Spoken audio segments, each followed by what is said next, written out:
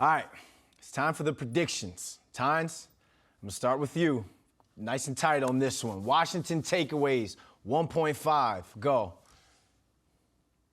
Well, they haven't had many since Taylor Heineke's came in at quarterback. The Giants don't get many on their side, although they have had a lot of their turnovers in home games. I'm going to say yes, the Giants make them turn the ball over more than 1.5 times at home because the Giants have obviously done a good job there getting 2 or more in 4 of their 6 home games. So I'll take the Giants over here. Paul? I'll take over also. I think they can get 2 turnovers. I think Heineke will put one up for them. I think they can get a fumble somewhere. Maybe something on special teams. Yeah, like I said, I'm a little bullish on the Giants, and I think part of that is they can take the ball away. They don't do a great job of it. I don't think 2 is too much to ask.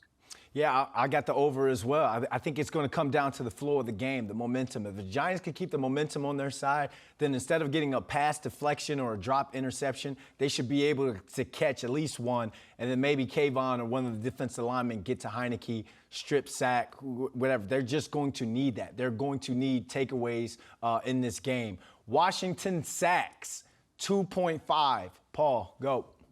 Over. 3 sacks is not too much to ask for this Washington front. Daniel is gets the ball out, but he doesn't get the ball out quick like some other guys do.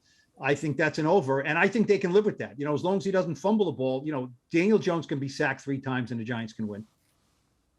Tynes. Yeah, he can. And the Giants have given up a ton of sacks, as we know, top 10 in the NFL in sacks, given up 33. Not so fast this week, Paul.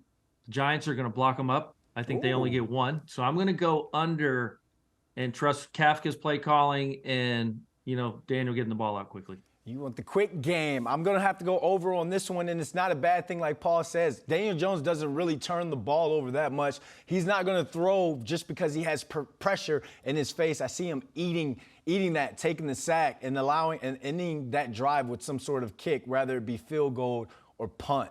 All right, Washington rushing yards. They average around 121 a game. They've been running the ball a lot as of late. Tynes, will start with you. Over, under. Mind-blowing stat of the week in my studies. The Giants give up 168 yards a game rushing at home. Ugh. Wow, that stinks. Of course, Washington's going to rush for over 121 yards. Paul. Boy, the stat I had, Lawrence, was that they give up 139 a game. But your stat is better because this is a home game, right? This is a home game. 168 yards a game.